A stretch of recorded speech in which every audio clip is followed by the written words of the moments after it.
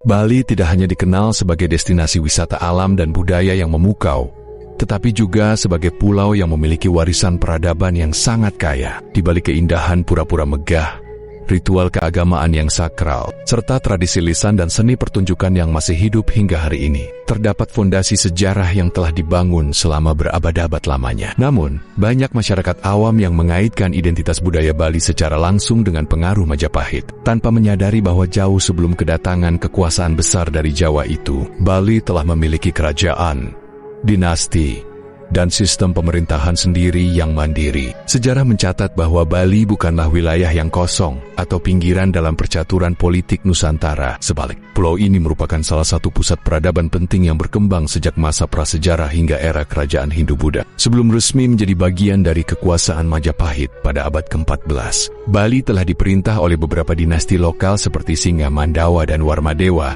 yang turut membentuk tatanan sosial, ekonomi, serta keagamaan masyarakatnya. Selain itu, Bali juga pernah menjadi target invasi dari kerajaan besar seperti Singhasari, yang semakin menunjukkan posisinya sebagai wilayah strategis di Nusantara. Maka, penting untuk memahami bahwa apa yang kita kenal sebagai kebudayaan Bali hari ini bukanlah hasil dari satu kekuasaan semata, melainkan hasil interaksi kompleks antara pengaruh lokal dan asing selama berbagai periode sejarah, warisan nilai-nilai spiritual, struktur kemasyarakatan, dan bentuk-bentuk kesenian yang ada di Bali saat ini. Sebagian besar sudah mulai berkembang pada masa pra-Majapahit, bahkan sebelum Gajah Mada berhasil menaklukkan pulau tersebut. Tujuan dari penulisan ini adalah untuk memberikan gambaran komprehensif tentang sejarah Bali sebelum dikuasai oleh Majapahit. Dalam video kali ini, kita akan membahas secara rinci perkembangan politik, agama, dan budaya di Bali, dari zaman kerajaan Singga Mandawa, kejayaan dinasti Warmadewa, pergolakan akibat invasi Singhasari, hingga akhirnya penaklukan oleh Majapahit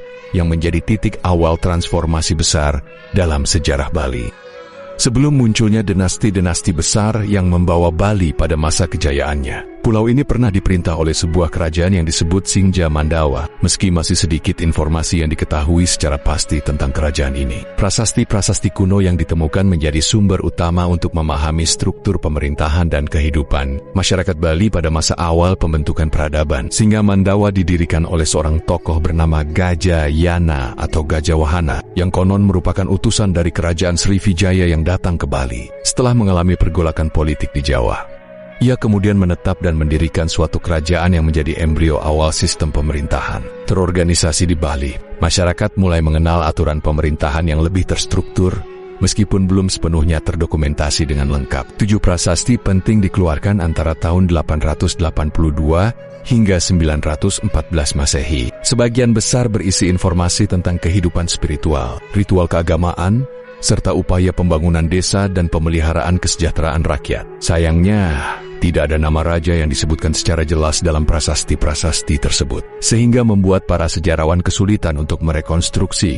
silsilah pemimpin Singga Mandawa. Meskipun begitu, keberadaan Singga Mandawa tetap memiliki arti penting sebagai fondasi awal peradaban Bali yang akan berkembang pesat pada masa-masa berikutnya. Dari kerajaan inilah benih-benih pemerintahan lokal mulai tumbuh, membuka jalan bagi dinasti-dinasti yang akan membawa Bali pada masa keemasan, seperti dinasti Warmadewa.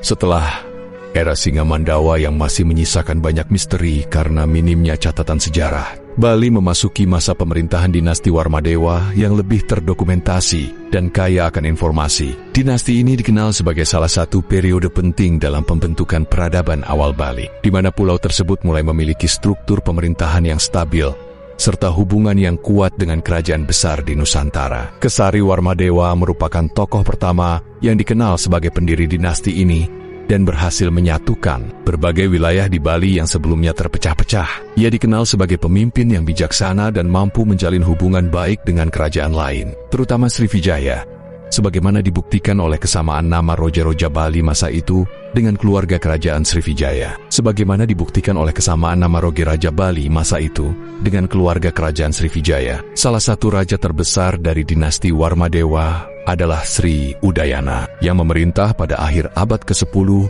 hingga awal abad ke-11.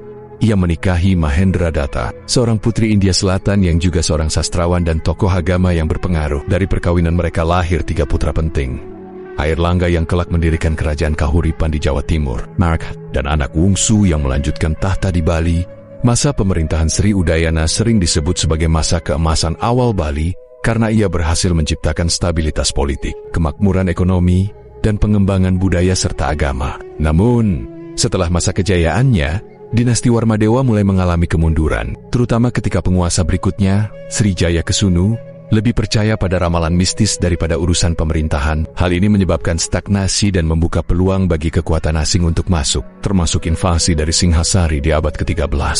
Pada abad ke-13, Bali mengalami salah satu momen penting dalam sejarahnya, ketika pulau tersebut pertama kali ditaklukkan oleh kekuatan asing dari Jawa Timur, yaitu Kerajaan Singhasari. Di bawah pemerintahan raja yang ambisius dan berwibawa bernama Kertanegara, Singhasari melakukan ekspansi besar-besaran untuk menegaskan dominasinya atas wilayah-wilayah di Nusantara. Bali pada masa itu sedang berada dalam kondisi transisi pasca runtuhnya dinasti Warmadewa, dengan struktur politik yang lemah dan tidak stabil. Melihat situasi ini, Kertanegara melihat peluang untuk menjadikan Bali sebagai bagian dari jaringan kekuasaan Singhasari. Pada tahun 1286 Masehi, ia mengirimkan pasukan militer yang berhasil menaklukkan pemerintahan lokal di Bali. Setelah penaklukan tersebut, Singhasari tidak langsung menduduki Bali secara penuh seperti koloni, tetapi menerapkan sistem vasal atau taklukan, di mana penguasa Bali tetap bisa memerintah selama mereka mengakui kedaulatan Singhasari dan membayar upeti sebagai bentuk loyalitas.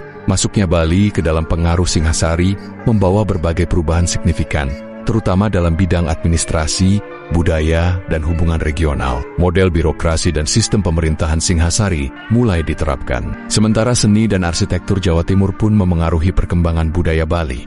Selain itu, Bali menjadi lebih terlibat dalam jaringan perdagangan dan diplomasi yang lebih luas di kawasan Nusantara. Namun, dominasi Singhasari tidak bertahan lama. Pada tahun 1292 Masehi, Singhasari runtuh akibat perang tarik melawan pasukan Mongol. Meskipun pasukan Mongol gagal mempertahankan kekuasaan, kekosongan kekuasaan setelah runtuhnya Singhasari dimanfaatkan oleh Raden Wijaya untuk mendirikan Majapahit. Di Bali, situasi ini membuka ruang bagi kembalinya otonomi lokal. Selama beberapa dekade setelah runtuhnya Singhasari, Bali kembali dikuasai oleh pemimpin-pemimpin lokal yang berusaha membangun kembali stabilitas politik dan kebudayaan pulau tersebut. Salah satu tokoh penting yang muncul dalam periode ini adalah Sri Asta Surabumi Banten, seorang penguasa kuat yang kelak akan menghadapi ancaman baru dari timur ketika Majapahit mulai melancarkan ekspansinya. Pada abad ke-14 di bawah kepemimpinan Mahapati Gajah Mada yang penuh ambisi, Majapahit melancarkan ekspansi besar-besaran sebagai bagian dari Sumpah Palapa yang bertujuan menyatukan seluruh Nusantara di bawah satu kekuasaan. Bali menjadi salah satu wilayah penting dalam rencana besar tersebut, karena posisinya yang strategis di jalur perdagangan maritim serta potensi sumber daya dan budayanya. Namun, Bali bukanlah wilayah yang mudah ditaklukkan, karena saat itu pulau ini dipimpin oleh seorang raja tangguh bernama Sri Asta Surabumi Banten yang membangun benteng pertahanan kuat di Pejeng dan menunjukkan perlawanan sengit terhadap pasukan Majapahit. Gajah Mada sendiri turun langsung memimpin operasi militer ini dengan strategi yang cermat, didukung oleh armada laut dan pasukan infanteri yang kuat. Setelah serangkaian pertempuran hebat, Benteng Pejeng akhirnya jatuh, dan Sri Asta Surabumi Banten gugur sebagai raja terakhir Bali yang merdeka. Dengan demikian, Bali secara resmi menjadi wilayah taklukan Majapahit, yang kemudian menetapkan sistem pemerintahan baru dengan birokrasi yang setia pada Trowulan. Pengaruh Majapahit sangat terasa dalam berbagai aspek,